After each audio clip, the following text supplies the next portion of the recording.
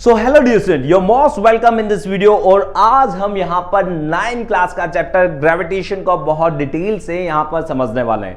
ये वीडियो आपका total NCERT based video है। यहां पर हम एनसीईआरटी के सारे टॉपिक्स को कवर करते हुए चलेंगे, डिटेल से उनको समझेंगे। ग्रेविटेशन टॉपिक के जितने भी टॉपिक आपके आएंगे उनको बहुत डिटेल से हम समझने वाले हैं। तो चलिए स्टार्ट करते हैं from the very first topic, introduction and universal law of gravitation. Universal law of gravitation को हम यहां पर समझेंगे और थोड़ा सा इंट्रोडक्शन यानी कि ग्रेविटेशन की जर्नी को हम यहां पर समझेंगे। I know that you all might have heard this name just before today. जैसे ही ग्रेविटेशन में वर्ड यूज करता हूं आपके दिमाग में एक स्टोरी डेफिनेटली आती होगी। कौन सी? Newton story. That Newton was sitting under a tree and suddenly a apple cut off from its branch and falls downward side. Then क्या?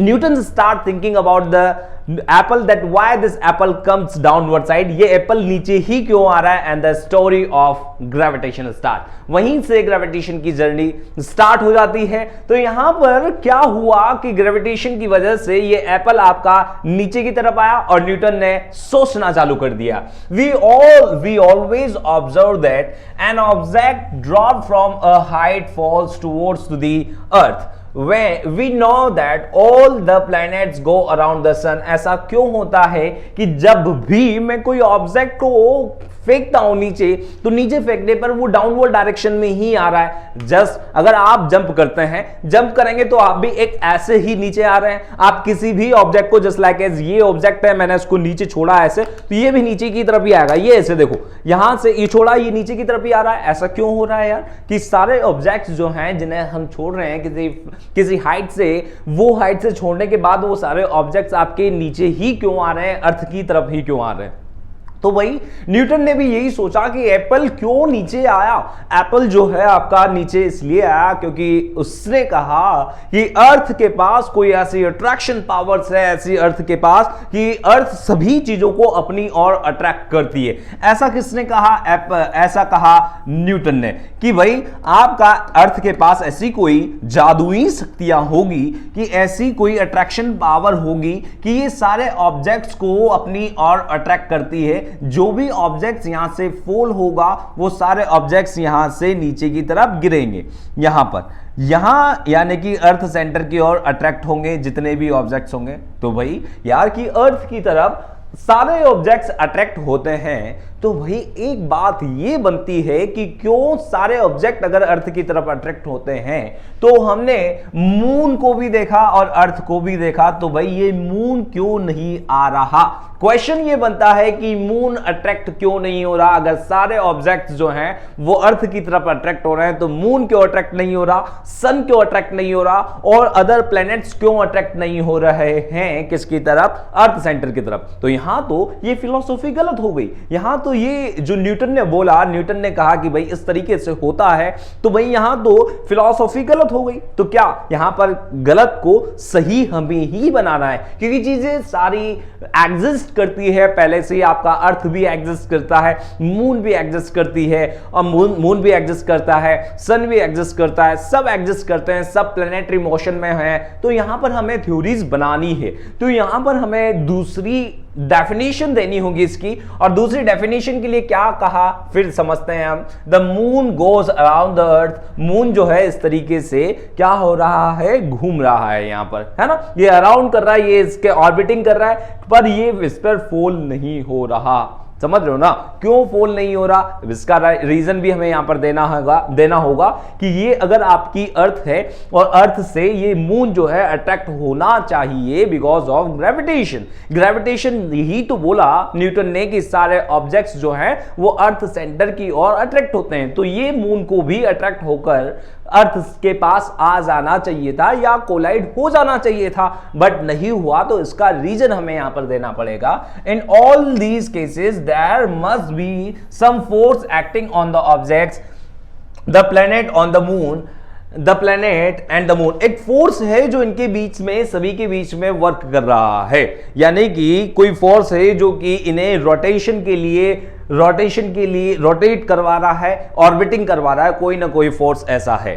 तो फिर यहां पर हमने समझा कि ऐसा नहीं होता, हमने वहां पर डेफिनेशन को चेंज किया, डेफिनेशन को चेंज करके बोला कि ऐसा नहीं है कि सिर्फ अर्थ ही अट्रैक्ट करती है, ऐसा नहीं होगा कभी भी। सारे ऑब्जेक्ट्स जिनके पास मास है, सारे ऑब्जेक्ट्स जिनके पास मास है, जिनका कोई वॉल्यूम है, जो कि कोई मास, कोई क्वांटिटी होती है किसी की, कोई वॉल्यूम के अंदर कोई क्वांटिटी है, जिनका कोई मास है, वो सब ऑब्जेक्ट्स एक दूसरे को अट्रैक्ट करते हैं। Objects each which is having mass attract to the another object which is having mass, दूसरे ऑब्जेक्ट को अपनी ओर अट्रैक्ट करता है। Just like is you can see here बच्चों यार कि यहां पर अगर इसका कोई मास है, मान लो ये कोई मास है m1 और अगर एक और कोई मास है m2, तो ये दोनों एक दूसरे को अट्रैक्ट करते हैं। ऐसा बाद में बोला गया, क्या बोला गया कि यहां से m1 इसको अट्रैक्ट करेगा और m2 भी इसको अट्रैक्ट करेगा, दोनों एक दूसरे को अट्रैक्ट करेंगे क्योंकि इन दोनों के पास क्या है,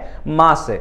और अगर ये दोनों अट्रैक्ट करेंगे तो इसका मतलब ये हुआ कि अगर कोई दो ह्यूमन बींग्स हैं, अगर यहां पर ये एक ह्यूमन बींग यहां पर है, यानी कि कोई स्टूडेंट यहां पर है और एक स्टूडेंट यहां पर है, ये दो स्टूडेंट आपस में थोड़ी दूरी पर, थोड़ी डिस्टेंस पर है, यहां पर r डिस्टेंस पर है, तो इन दोनों को एक दूसरे की तरफ अट्रैक्ट हो जाना चाहिए था और होकर एक दूसरे से कोलाइड कर जाना चाहिए था, टकरा जाना चाहिए था।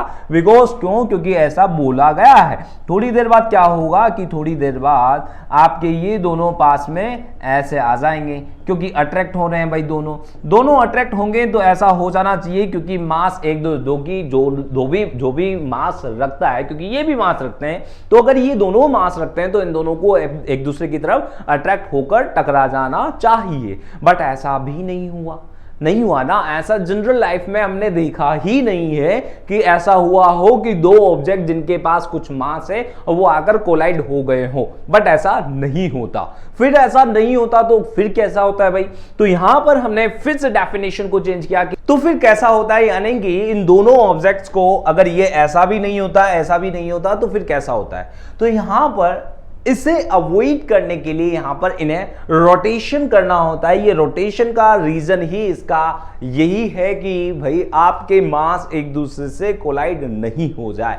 अगर सारे जो प्लेनेट हैं, सारे प्लेनेट्स एक दूसरे के रोटेशन कर रहे हैं, सन के अराउंड रोटेशन कर रहा है, सन भी किसी और गैलेक्सी और किसी प्लेनेट के राउंड कर रहा है, यानी कि सारे के सारे एक दूसरे से रोटेट कर रहे हैं। रोटेशन का रीजन यहां पर यह है कि इससे यहां पर इस फोर्स को ओवरकम करना होता है। यहां पर ये आपका मून जो है वो रोटेट कर रहा है। रोटेशन का रीजन इसका ये है क्योंकि इससे एक सेंट्रीपिटल एक्सेलरेशन जनरेट होता है जो कि बाहर की तरफ, यानी कि सेंटर से अवे एक फोर्स जनरेट करता है। अब यहां पर समझना यार बच्चों कि हो क्या रहा है, आपके ये अर्थ है मान लीजिए और यहां पर ये मून है, ये दोनों एक दूसरे को अट्रैक्ट कर रहे हैं। बट यहां पर हुआ क्या कि मून को इस तरीके से ऑर्बिटिंग करना पड़ रहा है। ऑर्बिटिंग करने का रीजन आपको यहां पर समझ में आ गया है कि यहां पर ये अर्थ इसे अपनी ओर अट्रैक्ट कर रही है। इस अट्रैक्शन से बचने के लिए, इसे यहां कोलाइड ना हो जाए, इससे कोलाइड ना होने से बचने के लिए आपके एक फोर्स इधर लगाना पड़ेगा। और ये फोर्स कौन लगाएगा? ये फोर्स इस रोटेशन की वजह से इस पर एक एक्सेलरेशन, एक फोर्स जो है आउटवर्ड डायरेक्शन में लगेगा। ये फोर्स और ये फोर्स एक दूसरे को बैलेंस करेंगे, तब जाकर ये यहां पर इसी ही ऑर्बिट में घूमता रहेगा। तो यहां पर ये घूमता रहेगा। अब इसका घूमने का, इसका रोटेशन करने का रीजन आपको यहां पर समझ में आ गया। चलिए अब समझते हैं ग्रेविटेशन लॉ क्या है, यूनिवर्सल। पहली बात तो यहां ये आप समझ लें कि ये दिया किसने था, ये कौन था, कौन ग्रेट साइंटिस्ट था जिन्होंने ग्रेविटेशनल लॉ दिया? Isaac Newton could grasp that some force is responsible for all these forces is called the gravitational force। इसे ही हम gravitational force बोलते हैं। कुछ फोर्स होते हैं जो कि same force is responsible for all these planetary motion के लिए, सभी के लिए यहां पर कुछ फोर्सेस responsible होते हैं और उस फोर्स को क्या बोला इसने? ग्रेविटेशनल फोर्स बोला। किन्होंने? न्यूटन्स ने। और न्यूटन जी हमारे ये रहे। चलिए यहां पर क्या क्या समझेंगे in this chapter we will discuss about the gravitation के बारे में समझेंगे, यूनिवर्सल लॉ ऑफ ग्रेविटेशन के बारे में समझेंगे। We will discuss the motion of objects under under the influence of gravitational force on the earth. Gravitational force के influence में किस तरीके के मोशन होंगे वो सारे हम यहां पर समझेंगे। यहां आप देख सकते हैं यार, ये सब एक दूसरे के रोटेशन कर रहे हैं सन के, और ये सन भी किसी और गैलेक्सी के रोटेट कर रहा है। सन ऐसा नहीं है कि सन रोटेट नहीं कर रहा है, सन भी यहां पर कहीं ना कहीं रोटेट कर रहा है, बट यहां नहीं, ये सब इसके रोटेट कर रहे हैं, ये किसी और के रोटेट कर रहा है। इस तरीके से सब रोटेशन कर रहे हैं बिकॉज ऑफ ओवरकम कर रहे हैं फोर्स को। तो यहां पर क्या होगा, it is said that when Newton was sitting under a tree an apple fell on him, इसके ऊपर एप्पल गिरता है। The fall of apple made Newton start thinking, he thought that if the earth can attract an apple can it not attract the moon. क्या इससे moon को attract नहीं कर सकता क्या? समझ रहे हो ना, यही तो मैंने आपको समझाया अभी जस्ट 2 मिनट पहले कि अगर ये एप्पल को अट्रैक्ट कर सकता है तो क्या मून को अट्रैक्ट नहीं किया जा सकता क्या? कि नहीं भाई, यहां पर मून को भी अट्रैक्ट किया जा सकता है। The motion of the moon around the earth is due to the centripetal force. The centripetal force is provided by the force of attraction of the earth. अर्थ के फोर्स ऑफ अट्रैक्शन की वजह से ही मैंने आपको बताया सेंट्रीपिटल फोर्स लगता है, ये घूम रहा है, ये रोटेट कर रहा है। रोटेशन इसका इसलिए हो रहा है क्योंकि यहां पर उस फोर्स को बैलेंस करना हो रहा है। अगर यहां पर ये रोटेट नहीं करता है तो रोटेशन की कंडीशन में नहीं रोटेट करेगा तो ये कोलाइड हो जाएंगे, ऐसे टकरा जाएंगे एक दूसरे से, और टकराते ही खत्म हो जाएगा सब कुछ। तो यहां पर कोलाइड से बचने के लिए इसे रोटेशन करना पड़ रहा है, सेंट्रीपिटल फोर्स लग रहा है और एक बाहर की तरफ फोर्स लगने की वजह से ये दोनों बैलेंस हो रहे हैं। यहां पर समझना, it is seen that a falling Apple is attracted towards the earth. Does the Apple attract the earth? क्या एप्पल अट्रैक्ट कर सकती है क्या अर्थ को? अभी मैंने आपको बोला कि अगर दो masses which is having masses, दो ऑब्जेक्ट जो कि मास रखते हैं, attract to the each other, एक दूसरे की तरफ अट्रैक्ट होते हैं, तो क्या अर्थ ही अट्रैक्ट करती है? ऐसा नहीं हो सकता क्या कि एप्पल अट्रैक्ट कर ले अर्थ को, कि ऊपर से यहां से एप्पल गिरे और एप्पल फॉल होने से ये अर्थ जो है इसके ऊपर आ जाए और ये अर्थ के ऐसे स्टिक हो जाए, चिपक जाए? पर नहीं होता ऐसा। आपने देखा होगा कि सारे ऑब्जेक्ट्स जो हैं वो अर्थ की तरफ ही जाएंगे जिसके मासेस जो है वो बहुत नेग्लिजिबल है। ये मैं आपको समझाऊंगा, डोंट वरी, कि क्यों ऐसा हो रहा है। If so we do not see earth moving towards an apple, why? और अगर ऐसा होता है तो एप्पल को या तो मूव करना चाहिए, या एप्पल को क्या, अर्थ को एप्पल के मूव करना चाहिए या चिपक जाना चाहिए इस तरीके से, बट ऐसा भी नहीं होता। यहां आप देख रहे हैं यार, ये कुछ मैन है, ये यहां पर ये कोई ह्यूमन बींग्स है, ये क्या है, ये अर्थ के स्टिक हो रहे हैं, इस अर्थ सरफेस पर स्टिक हैं। अर्थ सरफेस पर स्टिक होने का रीजन इनका है ग्रेविटेशनल फोर्स। ग्रेविटेशनल फोर्स अगर यहां नहीं होगा तो ये हवा में चले जाएंगे, ऐसे यूनिवर्स में चले जाएंगे, हवा में चले जाएंगे, अगर ये ग्रेविटेशनल फोर्स नहीं हो तो। पर यहां पर ग्रेविटेशनल फोर्स है, ग्रेविटेशनल फोर्स की वजह से ये यहां पर स्टिक हैं, चिपके हुए हैं अर्थ सरफेस पर। अब यहां समझेंगे कि every object in the universe attracts every other objects with a force which is proportional to the product of their masses and inversely proportional to the square of the distance between them. यहां पर समझना यार, every object in the universe, सारे object जो कि इस universe में, every other objects which with a force, दूसरे ऑब्जेक्ट को एक फोर्स से अट्रैक्ट करते हैं जिसे हम ग्रेविटेशनल फोर्स बोलते हैं। और ये ग्रेविटेशनल फोर्स आपका प्रोडक्ट ऑफ दियर मासेस, उनके मास के प्रोडक्ट के इक्वल होता है, प्रोपोर्शनल होता है, और इनवर्सली प्रोपोर्शनल होता है उनकी डिस्टेंस कितनी इन दोनों के बीच में, उसके इनवर्सली प्रोपोर्शनल होता है। अब यहां पर एक मास है आपका m1 और ये मास है आपका m2, यही आपका यूनिवर्सल ग्रेविटेशनल फोर्स है। इसे हम यहां पर फाइंड आउट कर रहे हैं कि किस तरीके से यहां पर ये दो ऑब्जेक्ट हैं आपके m1 और m2, ये F1 इसके ऊपर फोर्स लगा रहा है, यानी कि इसे F12 है, यानी कि 1 से 1 जो है आपका 2 के ऊपर फोर्स लगा रहा है और 2 जो है आपका 1 के ऊपर फोर्स लगा रहा है। इस तरीके से एक दूसरे को अट्रैक्ट कर रहे हैं, एक दूसरे को अट्रैक्ट करते हैं। और ये जो अट्रैक्शन है इन दोनों की डिस्टेंस के ऊपर डिपेंड करता है, इन दोनों की डिस्टेंस कितनी है।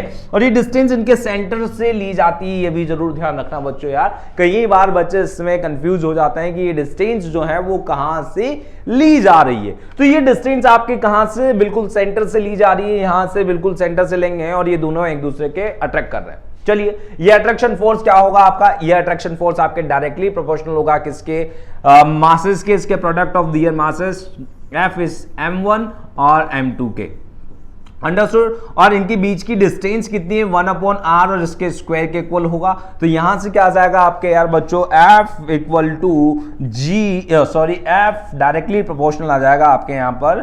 F डायरेक्टली प्रोपोर्शनल क्या आ जाएगा, F directly proportional m1 m2 upon r square, understood. यहां पर ये आ जाएगा F m1 m2 upon r square हो गया है। अब यहां समझना है यार, the force between two objects is directly proportional to the product of their masses, उनके मास के प्रोडक्ट के डायरेक्टली प्रोपोर्शनल होता है। ये हमने अभी लिखकर बता ही दिया आपको। और इनवर्सली प्रोपोर्शनल होता है उनकी डिस्टेंस के बीच के, तो डिस्टेंस अगर d है r है जो भी है तो वो उसके प्रोपोर्शनल होता है। तो यहां से आपका क्या आ गया, F directly proportional to the m1 multiply by m2 upon d square. और यहां से क्या आ जाएगा आपके यार बच्चों, F इक्वल टू क्या आ जाएगा, g m1 m2 upon r square, यहां से आपके निकल के आ जाएगा, अंडरस्टूड। यहां से आपके g m1 m2। अब ये g क्या है यार, ये g कहां से आया, तो ये जो g है आपका, जब हम प्रोपोर्शनलिटी कांस्टेंट हटाते हैं यहां से, ये प्रोपोर्शनलिटी कांस्टेंट हटाते हैं, तो प्रोपोर्शनलिटी कांस्टेंट हटाने पर आपका g आया है, ये प्रोपोर्शनलिटी कांस्टेंट है आपका। जब हम प्रोपोर्शनल हटाते हैं, सॉरी प्रोपोर्शनलिटी कांस्टेंट नहीं, प्रोपोर्शनल हटाते हैं, तो प्रोपोर्शनल का साइन हटाने पर आपके एक प्रोपोर्शनलिटी कांस्टेंट आता है जिसे हम g बोलेंगे। अभी g की वैल्यू कितनी होगी वो भी मैं आपको समझाऊंगा। और दूसरी चीज मैं आपको यहां पर समझा रहा था कि यार ऐसा क्यों नहीं हो रहा कि एप्पल जो है वो अर्थ को अट्रैक्ट नहीं कर रहा, या मून जो है वो अर्थ को अट्रैक्ट नहीं कर रहा, दोनों एक दूसरे को कोलाइड नहीं कर रहे। तो यहां पर इसका रीजन ये है, ये फोर्स दोनों सेम लगाते हैं। सबसे बड़ी बात है यहां पर बच्चों समझने की कि अगर यहां पर है आपके ये अर्थ और यहां पर है आपके ये एप्पल, ये एप्पल है आपका, ये अर्थ है आपकी, ये दोनों सेम फोर्स लगाते हैं, इनका फोर्स का मैग्नीट्यूड सेम होता है। ये है F1/1/2 और F2/1 यानी कि F दो के द्वारा 1 पर by 2 on 1 और by 1 on 2, ये फोर्स का मैग्नीट्यूड दोनों का सेम होता है। दोनों का मैग्नीट्यूड सेम होने के बाद भी यहां पर ये एप्पल इससे अट्रैक्ट नहीं करता। तो यहां पर ये डिपेंड करता है मास किसका ज्यादा है। जिसका मास ज्यादा होता है, जिसका मास ज्यादा होता है वो पावरफुल नहीं होता, उसका एक्सेलरेशन जो है वो कम हो जाता है। समझ लो ना कि यहां पर फोर्स लगाने पर ग्रेविटेशन तो सब जगह लग रहा है, ग्रेविटेशन सब जगह लगने के बाद भी जिसका मास ज्यादा होता है उसका इनर्शिया ज्यादा होगा, और इनर्शिया ज्यादा होगा तो उसका जो इनर्शिया ज्यादा होगा तो उसका एक्सेलरेशन उतना ही कम होगा। एक्सेलरेशन उतना ही कम होगा, इसलिए यहां पर दूसरा ऑब्जेक्ट जिसका इनर्शिया कम होता है, जिसका मास कम होता है, वो अट्रैक्ट हो जाता है। तो सिंपल सी लैंग्वेज में अगर आपको समझना है तो ये समझ लें कि जिसका मास ज्यादा वो ही अट्रैक्ट करेगा, ये समझ लें। क्योंकि यहां पर इनर्शिया ज्यादा हो जाता है, जिसका ज्यादा मास होता है तो फोर्स उस पर कम लगेगा, फोर्स लगेगा उतना ही, बट फिर भी उसकी मूविंग कंडीशन कम होगी, क्योंकि फोर्स दोनों पर इक्वल लग रहा है, इक्वल फोर्स लग रहा है, पर जो ज्यादा भारी है वो ज्यादा कम खिसकेगा, और जो ज्यादा हैवी वेट नहीं है, जो ज्यादा कम वेट है वो ज्यादा आगे आएगा। समझ रहे हो ना। तो यहां पर आपका वेट किसका ज्यादा है, इसका ज्यादा है, तो इसलिए यहां पर F2/1 ही आपको अट्रैक्ट करेगा, एप्पल को अट्रैक्ट करेगा। दूसरी कंडीशन यहां ये है कि ये आपको समझ में आ गया, एप्पल और अर्थ के केस में ये दोनों चीजें आपको समझ में आ गई कि एप्पल और अर्थ के केस में क्या हो रहा है। एप्पल और अर्थ के केस में तो ये हो गया है, बट अगर बात हम करें किसकी, बात हम करें यहां पर मून और अर्थ की, तो मून और अर्थ में इसमें तो ये अट्रैक्ट हो गया, बट बाकी बात है ये है अर्थ आपका और ये है Apple,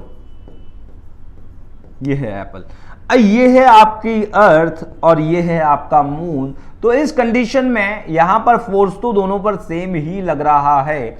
force by earth on moon, force by earth on moon, समझना यार बच्चों यहां पर हो क्या रहा है, force by earth on moon और यहां पर force by moon on earth, understood. तो ये आपको यहां पर समझ में आ गया, force by moon on earth. But यहां पर ये दोनों एक दूसरे से कोलाइड नहीं हो रहे हैं। हम अट्रैक्ट कर रहे हैं अर्थ को, बट अर्थ को अट्रैक्ट करने के बाद भी हम ऐसे उछलने के बाद हम ऐसे जंप लगाने के बाद भी अर्थ नहीं आ रही है। इसका रीजन ये है कि मास जिसका ज्यादा है और अर्थ के कंपैरिजन में हमारा मास जो है वो बहुत ही कम है, दैट मीन्स कि नेग्लिजिबल है। अंडरस्टूड? तो नेग्लिजिबल की कंडीशन में फोर्स पूरा लगाने वाला कौन है? हमारा अर्थ ही है। इस चीज को समझ लेना आप यार बच्चों कि यहां पर फोर्स जो है, अर्थ ही फोर्स लगाएगी और हमारा मास तो नेग्लिजिबल है भाई। यहां पर ये नेग्लिजिबल है, नेग्लिजिबल है ये, ठीक है, ये नेग्लिजिबल है यहां पर हमारा मास, इसलिए हम कहां स्टिक हो जाएंगे? इस पर स्टिक हो जाएंगे, नेग्लेक्ट कर देंगे। और यहां पर ये अर्थ का मास है, तो भाई यहां ये बहुत ज्यादा, ये ह्यूमन है, मान लो ह्यूमन, तो यहां mass of earth is greater than earth on of human. So यहां पर ऐसा हो रहा है कि यहां पे मास लिख देता हूं, mass of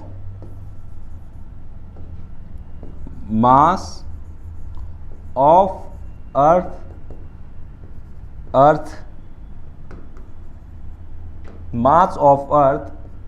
is greater then mass of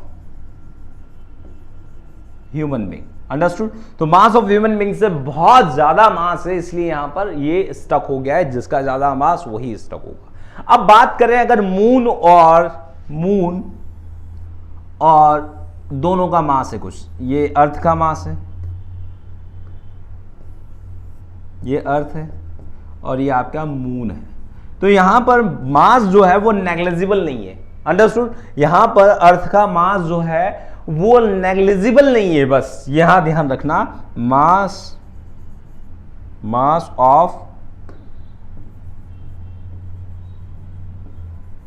of earth is greater then mass of moon. ये जरूर लिखा जा सकता है, बट यहां पर नेग्लेक्ट नहीं किया जा सकता। तो नेग्लेक्ट नहीं किया जा सकता तो यहां पर ग्रेविटेशनल फोर्स दोनों लगाएंगे, दोनों अप्लाई करेंगे, बट फिर भी यहां पर ए मास कम होने की वजह से इसको रोटेट करना पड़ेगा, इसको रोटेशन करना पड़ेगा, एक्सेलरेशन आ जाएगा, एक एक्सेलरेशन आएगा, एक्सेलरेशन की वजह से एक रोटेशन लग जाएगा, सेंट्रीपिटल फोर्स लग जाएगा, एक्सेलरेशन लग गया ना भाई, ज्यादा इनर्शिया किसका हो गया? इसका, कम इनर्शिया इसका है, तो ये खींचेगा तो एक एक्सेलरेशन चल जाएगा, इस तरीके से घूम जाएगा और एक बाहर की तरफ फोर्स लग जाएगा और ये बैलेंस हो जाएंगे। अंडरस्टूड? और ये कोलाइड नहीं करेंगे। तो यहां पर समझना, the SI unit of G can be obtained by substituting the units of force. The value of G was found out by Henry Cavendish in 1731 to 1810 by using a sensitive balance. The accepted value of G is, G की value कितनी होगी यार यहाँ पर? तो G की value के लिए आप समझना यार कि F इक्वल्स टू क्या होता है, हमने देखा है अभी, G m1 m2 upon r square, ये हमने निकाला था। और यहां से आ जाएगा बच्चों यार, अगर आपके मास दोनों के 1 kg है, समझना यार क्या कह रहा हूं, अगर दो ऑब्जेक्ट है जिनके मास आपके 1 kg है और उनके बीच में लगने वाला फोर्स 1 न्यूटन है और उन दोनों की डिस्टेंस 1 मीटर है, समझना क्या कह रहा हूं मैं, आप क्या हो जाएगा, F equals to r square upon m1 m2 और इक्वल टू क्या हो गया है, G। अंडरस्टूड? और अगर इनके बीच में जो फोर्स है वो फोर्स कितना हो रहा है आपके यहां पर 1 kg। अब तो ये यहां से G की, इस सभी की वैल्यू कितनी आएगी आपके, जब हम फाइंड आउट करेंगे तो यहां से G की कांस्टेंट वैल्यू आ जाएगी। G की कांस्टेंट वैल्यू कितनी आने वाली है आपके 6.67 इंटू 10⁻⁻11। और ये क्या है, मैं न्यूटन, और ये क्या है, रेडियस है, तो ये मीटर स्क्वायर हो गया है, मीटर स्क्वायर। और ये क्या है आपके मास, तो यहां पर आ गया है अपॉन kg स्क्वायर। और ये kg ऊपर चला जाएगा तो माइनस में हो जाएगा, ये ऐसे, समझ गया ना? तो यहां पर G की वैल्यू कितनी निकल के आई आपकी 6.67 इंटू 10⁻⁻11। यहां पर G की वैल्यू यानी कि ग्रेविटेशनल कांस्टेंट की वैल्यू निकल के आई और इसकी यूनिट आपको पता चल गया है Newton metre square upon kg square, जब हम इस तरीके से निकालेंगे। ठीक है, तो ये आपको समझ में आ गया होगा। और ये निकाला गया है सेंसिटिव बैलेंस से, किसने, हेनरी कैवेंडिश ने। अंडरस्टूड? चलिए भाई यहां पर समझते हैं, the force exerted by the earth on the moon moon पर अर्थ कितना फोर्स एग्जर्ट करती है। फोर्स तो दोनों एग्जर्ट करते हैं, कभी भी गलत नहीं बोलना है। फोर्स जो है वो दोनों, जिनके पास मास है वो दोनों लगाते हैं। अच्छा बच्चों, एक चीज और मैं भूल गया था बताना कि भाई ये जो मास है, ये जो फोर्स है, बहुत ज्यादा वीक फोर्स होता है, वीकेस्ट फोर्स होता है। इतना ज्यादा वीक फोर्स होता है ये कि आप यहां पर हैं और एक कोई दूसरा बंदा यहां पर है, तो फिर भी दोनों के पास मास है, दोनों के मास है, फिर भी हम एक दूसरे को अट्रैक्ट नहीं करते। इसका रीजन आपको यहां पर समझ के होंगे आप, ये एक दूसरे को अट्रैक्ट नहीं कर रहे हैं। तो यहां पर ये एक दूसरे को अट्रैक्ट नहीं कर रहे हैं, इसका मतलब ये है ये एक दूसरे को अट्रैक्ट जरूर कर रहे हैं, ऐसे F4 से, इधर से F4 से, बट फिर भी ये एक दूसरे से कोलाइड नहीं होंगे। आपको लगेगा भी नहीं कि ये दोनों एक दूसरे के पास आ रहे हैं। क्यों? क्योंकि ये वीकेस्ट फोर्स है, weakest, weak force, weak forces, बहुत ज्यादा ही वीक फोर्स है ये, वीकेस्ट फोर्स,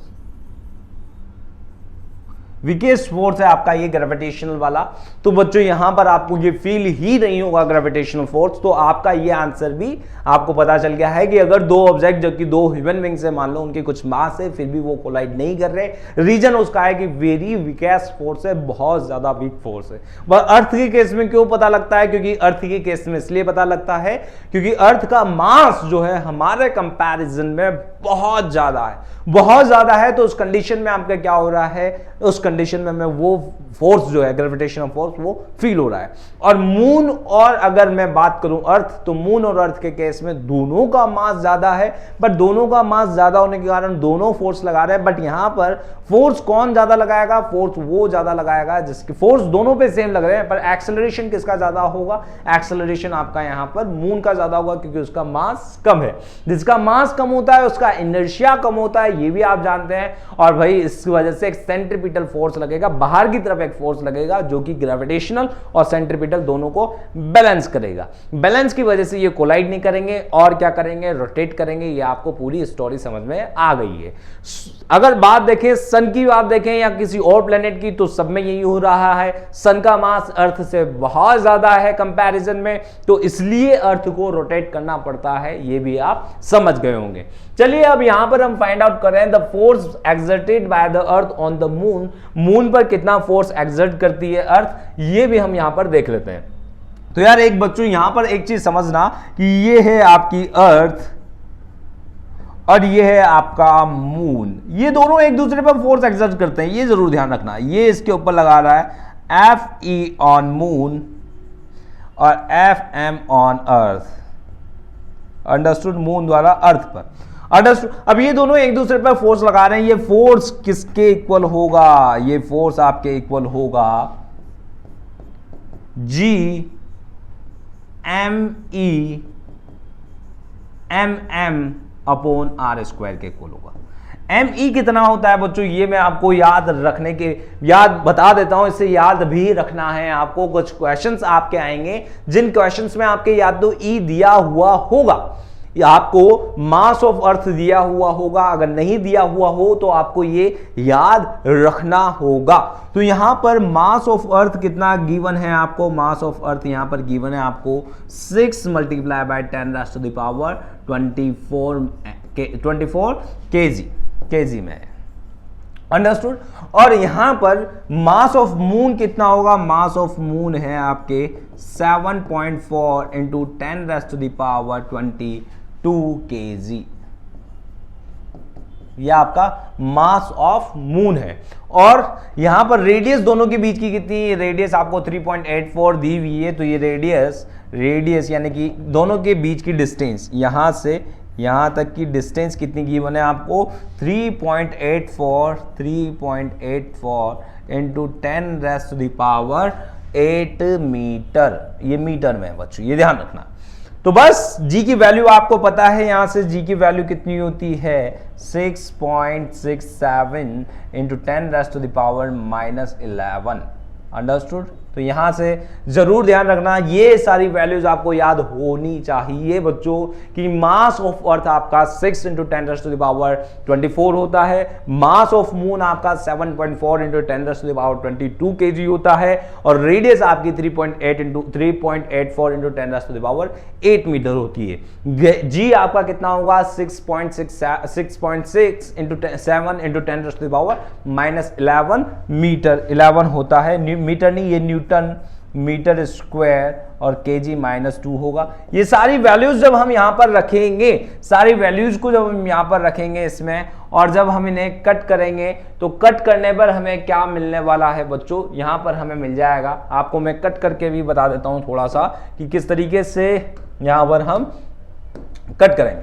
तो यहां पर देखना है यार बच्चों, F इक्वल टू क्या आ जाएगा आपका, F इक्वल टू आ जाएगा 6.67, जी की वैल्यू रख देता हूं 6.67 - 11, और मल्टीप्लाई यहाँ पर m1 यानी कि अर्थ की वैल्यू, अर्थ के मास की वैल्यू रख देता हूं 6 × 10⁻24, और यहाँ पर आपके किसकी, मून की रख देता हूं, तो मून में कितना आएगा 6 × 10⁻, ये हो गया 7.4 × 10⁻22, और यहां पर इन दोनों के बीच की जो डिस्टेंस है वो भी मैं यहां पर रख देता हूं कितना 3.84 × 10⁻8 मीटर आपकी होगी, इसका स्क्वायर होगा। अंडरस्टूड। यहां से क्या होगा बच्चों यार, यहां से ये पॉइंट हट जाएगा, एक पॉइंट हट जाएगा, तो यहां पर आप क्या जाएगा F equals to 667 multiply by 6 multiply by 7.4 multiply by 7.4 भी पॉइंट हटा देता हूं मैं सभी के, तो 74 मल्टीप्लाई बाय 10⁻⁻11 10⁻22 अपॉन ये आ जाएगा आपका 384 मल्टीप्लाई बाय 384 मल्टीप्लाई बाय 10⁻16, और अब समझना बच्चों 16 हो जाएगा, 10⁻8 है तो यहां पर ये कितना हो जाएगा 16। अब मैंने सभी के पॉइंट हटा दिए, यानी कि इसका पॉइंट हटाऊंगा तो नीचे आ जाएगा अपॉन में 10⁻2, और इसका पॉइंट हटाया तो यहां आ जाएगा अपॉन 10। जब इसका पॉइंट हटाऊंगा इन दोनों के तो यहां पर आ जाएगा 10⁻2, और यहां पर फिर से मल्टीप्लाई हो जाएगा 10⁻2। अंडरस्टूड। पॉइंट हटा दिए मैंने सभी के, और सभी के पॉइंट हटा दिए तो अपॉन में 100 आएगा, अपॉन में 100 को ऊपर 10⁻2 लिखा जा सकता है। बस यहां से करना क्या है, 10⁻2 से 10⁻2 कैंसिल हो गया, एक 10 से ये कैंसिल हो गया, और किसी से कुछ कैंसिल हो रहा है तो कैंसिल कर देते हैं हम। यहां पर ये 16 से यहां पर ये कितने यहां बचा है आपके 4, ये 6 आपके बचेगा, यहां पर 10⁻6 होगा, और यहां से ये हो जाएगा 10⁻30, तो 10⁻30 है तो यहां से 9 और 2 19 बचेगा आपके, 10⁻19 होगा यहाँ। ये दोनों को मिलाकर 24 और 6 को मिलाकर 30 हो गया है, और ये -11 है तो -11 है तो यहाँ पर 19 आ जाएगा, तो 10⁻19 बचेगा आपका यहाँ पर टोटल। तो यहाँ पर मैं लिख देता हूँ इसे, यहाँ पर F equals to 667 multiply by 6 multiply by 74 multiply by 10⁻19 upon 384 multiply by 384।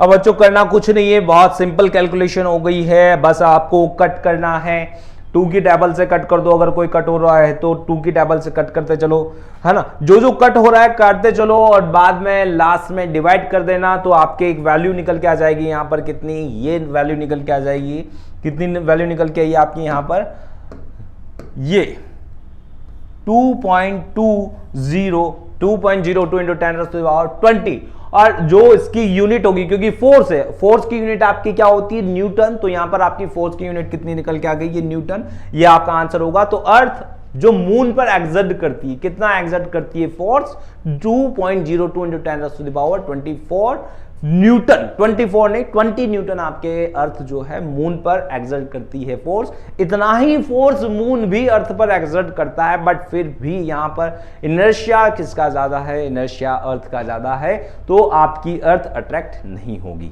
Clear है? चलिए भाई नेक्स्ट पर चलते हैं। यहां पर क्या है, the universal law of gravitation successfully explain several phenomena which were believed to be unconnected. यहां पर यूनिवर्सल लॉ ऑफ ग्रेविटेशन क्यों बोला गया, इसका भी रीजन मैं बता देता हूं आपको कि यूनिवर्सल लॉ ऑफ क्यों बोला गया। यूनिवर्सल लॉ ऑफ ग्रेविटेशन इसलिए बोला गया क्योंकि ये जो है वो बहुत सारे फिनोमिनाज हैं फिजिक्स के जिन्हें सक्सेसफुली एक्सप्लेन कर देता है। एक्सप्लेन करने की वजह से इसे हमने क्या बोला है, यूनिवर्सल लॉ ऑफ ग्रेविटेशन। जैसे कि यहां पर क्या है, the force that binds us to the earth, जो हमें अर्थ पर बाइंड किया हुआ है, अर्थ पर हम जिस तरीके से स्टिक है, जैसे ही हम जंप करते हैं, जंप करने के बाद भी अगर हम वापस से नीचे आ जाते हैं, अर्थ पर स्टिक हो जाते हैं, that's this phenomena is also defined by the explain by the gravitational law of universal law of gravitation. The moon of the moon around the earth, the motion of the moon around the earth, motion moon का अर्थ के around, ये phenomena भी जो explain किया गया है by the gravitational law से ही ये फिनोमिना एक्सप्लेन किया है। The motion of the planets around the sun के अराउंड सारे जो प्लैनेट मोशन कर रहे हैं वो भी आपका किससे एक्सप्लेन किया गया है, वो भी आपका इसी से एक्सप्लेन किया गया है। The tides due to the moon and sun and moon के क्युमुलेटिव इफेक्ट से, क्यूमुलेटिव ग्रेविटेशनल इफेक्ट से जो आपके अर्थ पर टाइड्स आते हैं, ओशंस पर टाइड्स आते हैं, हाई टाइड लो टाइड जो आते हैं, वो भी आपका ग्रेविटेशनल की वजह से ही होता है। तो इतने सारे फिनोमिना जो कि अनकनेक्टेड हैं वो सारे ग्रेविटेशनल लॉ से ही एक्सप्लेन किए गए हैं, और ग्रेविटेशनल लॉ से एक्सप्लेन किए गए हैं इसलिए हमने इसे यूनिवर्सल लॉ ऑफ ग्रेविटेशनल कह दिया है। और ये universal law of gravitational universe में सब जगह लगता है, बस इस कुछ जो ऑब्जेक्ट हैं उनके पास मास होना चाहिए विच इज हैविंग मास, अंडरस्टूड, और डिस्टेंस कुछ होनी चाहिए। चलिए भाई यहां पर कुछ क्वेश्चंस हैं, उन क्वेश्चंस को करते हैं। When two bodies of mass 1 kg and are 1 metre apart, दो बॉडीज हैं जिनका मास आपको यहां पर गिवन है कितना, 1 kg और 1 मीटर अपार्ट एक दूसरे से रखे हुए हैं, तो भाई यार उसका फोर्स कितना होगा ये आपसे पूछा गया है। तो समझते हैं यहां पर when two bodies of mass 1 kg, मास दिया हुआ है आपको, सॉल्यूशन समझना है यार बच्चों।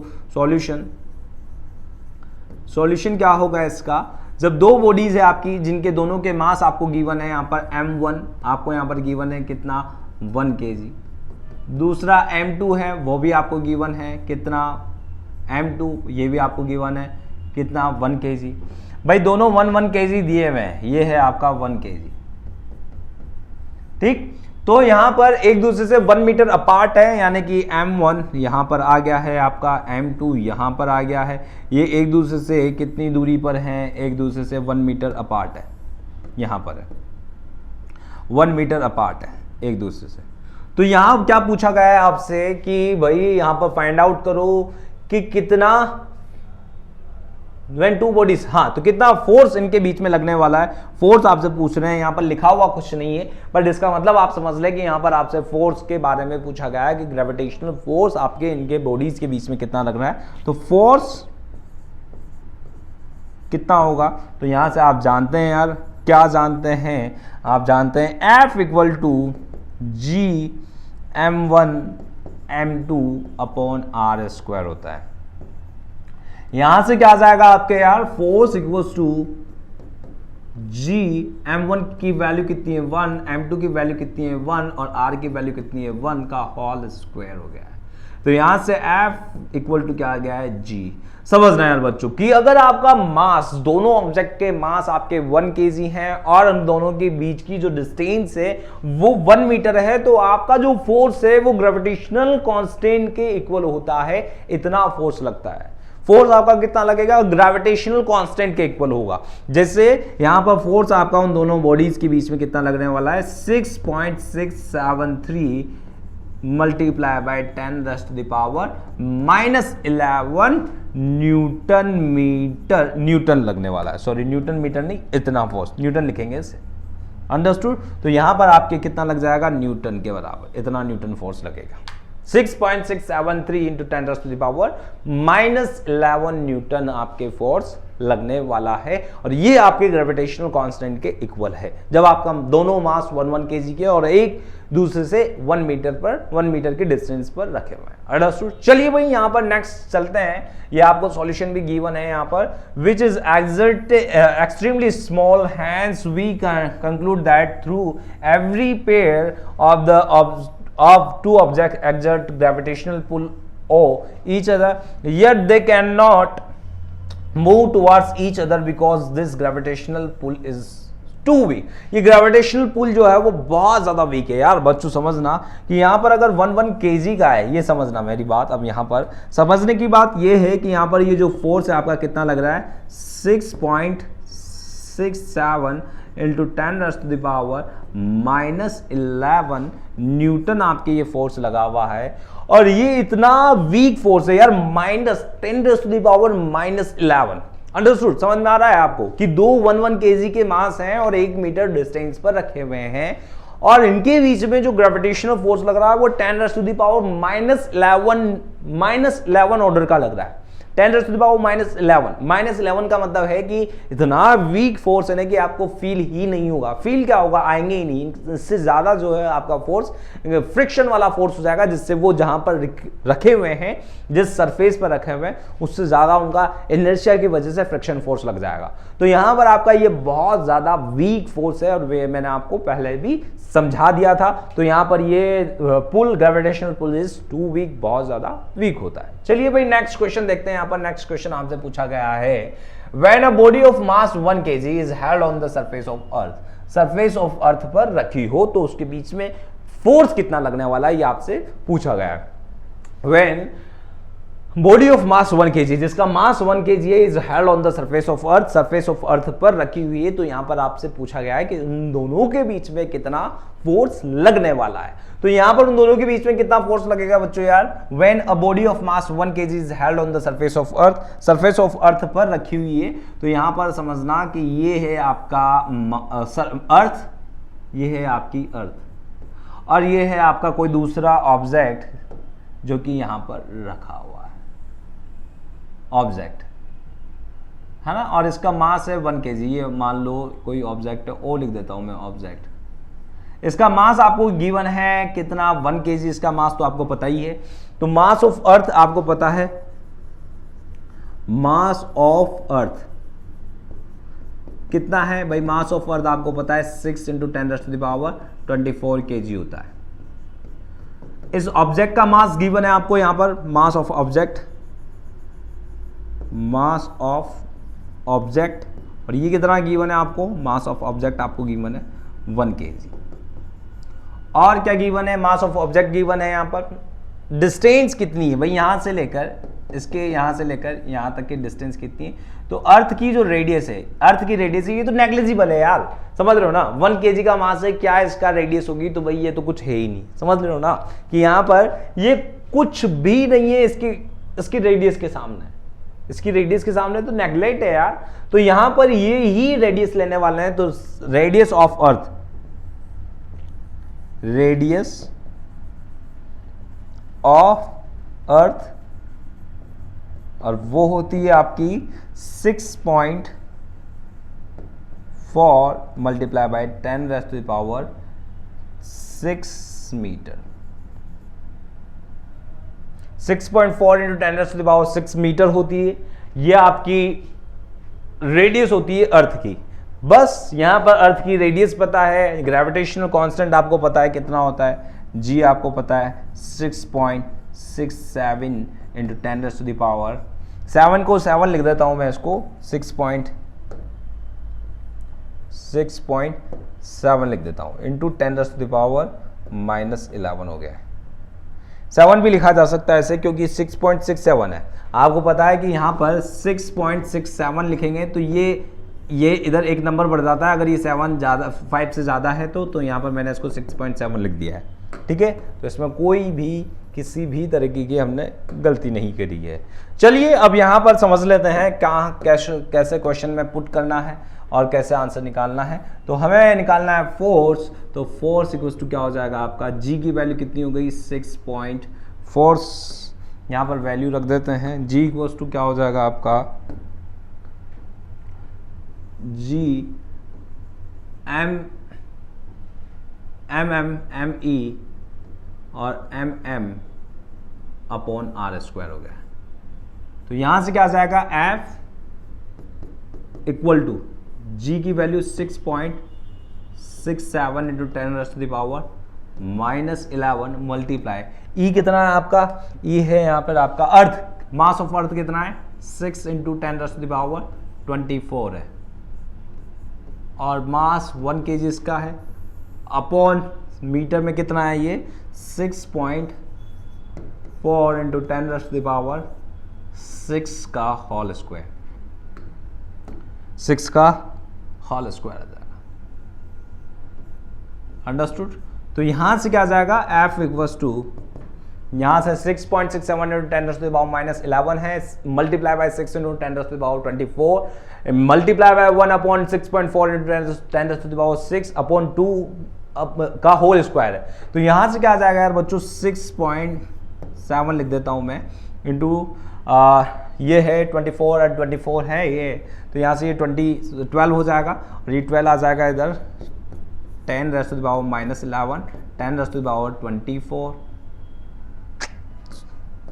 क्या करना है हमें यहाँ पर हमें करेंगे 6.7 multiply by 6 multiply bye 10⁻11 multiply by 10⁻24 upon यहाँ क्या आएगा 6.4 मल्टीप्लाई बाय 6.4 और मल्टीप्लाई बाय 10⁻12। यहाँ से ये कट होगा, तो कट होते ही बच्चों यार यहाँ से ये कट हुआ, यहाँ 12 बचा, यहाँ से ये कट हुआ तो यहाँ पर 1 बच जाएगा, 10⁻1 हो जाएगा।